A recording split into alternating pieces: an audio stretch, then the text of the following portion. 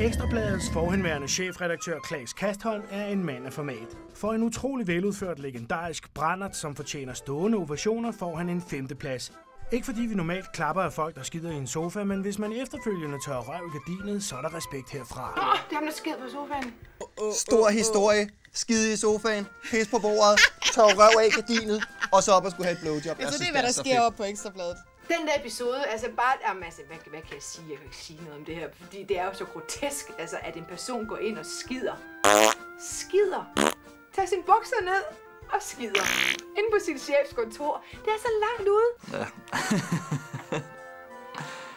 Ja, det er jo ikke noget, vi alle sammen ikke har prøvet. Og den historie har jo en meget, meget, meget enkel forklaring. Det er jo, hvad der sker, når mænd får snaps.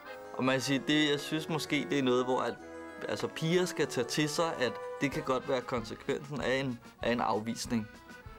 Så der kan man måske godt være lidt mindre fedtet med det. Og så må de selvfølgelig finde sig i at gå med i spillet. Jeg vil sige, at den primære forskel på hans brændert og mine brænderter, det er jo, at jeg ikke har nogen gardiner.